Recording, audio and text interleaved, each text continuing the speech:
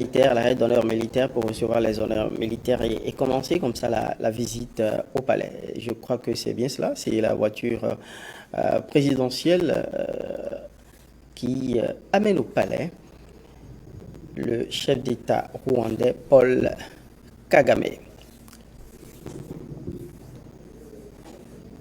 On va donc suivre, si l'accueil va commencer donc par les honneurs militaires, c'est classique, et au bout desquels le chef de l'État au pied de la marina va accueillir son hôte rwandais.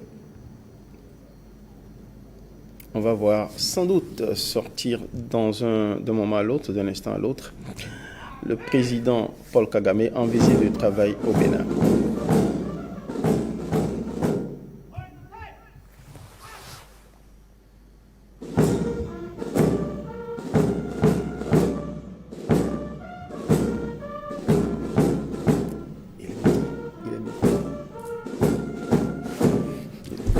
Le timing est respecté.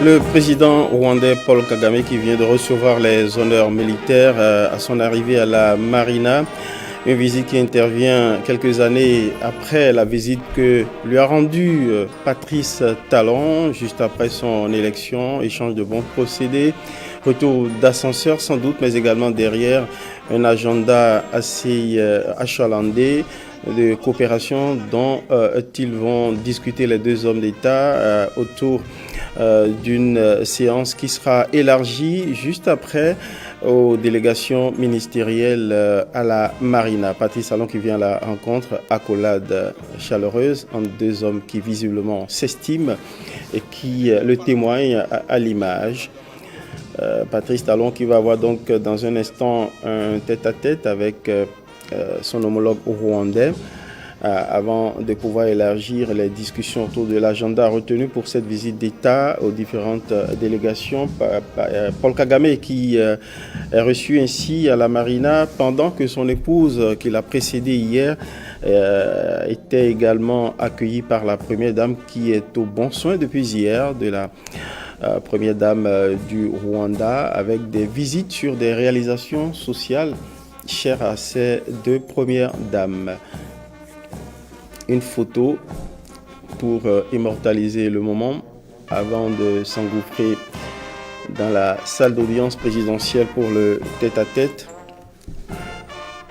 C'est la rencontre entre deux stratèges qui prennent à la tête de leurs deux États des positions totalement décomplexées d'une Afrique qui veut s'émanciper et qui veut sortir des oripeaux, des arcanes, des vieilles relations traditionnelles, relations coloniales, notamment avec la France, avec des prises de position totalement directes, franches, sans langue de bois. Patrice Talon qui devant Macron, ici, justement, à la Marina, indiquait que le Bénin, pour faire face à ces questions de sécurité, avait besoin de la France, mais pas en main tendue, mais juste comme partenaire digne qui a ses moyens pour se doter, justement, des arsenaux utiles à la répression de la menace djihadiste. Et puis, Paul Kagame, également, face à la France, qui n'hésitait pas, justement, à rompre des relations diplomatiques avec la France, pour affirmer une certaine dignité lorsque des enquêtes avaient été diligentées par les instances judiciaires de la France pour incriminer, pour pointer la responsabilité de son parti dans le drame rwandais, dont le déclencheur a été l'assassinat du président Juvenal Habyarimana en 1994. Ce sont deux chefs d'État qui affichent et affirment des positions totalement décomplexées et assez quand même courageuses. Chers invités, je l'indiquais, Odile, on analysait un peu les mécanismes, éventuellement la stratégie de coopération militaire, mais on marque un instant sur la personnalité de ces deux hommes d'État. Je l'indiquais, c'est la rencontre de deux stratèges. L'un, un ancien stratège militaire, il le reste dans l'âme. Et puis l'autre, un capitaine d'industrie, stratège aussi, qui convoque ses talents de success story à la tête de sa réussite, au bout de sa réussite entrepreneuriale, à la tête de l'État.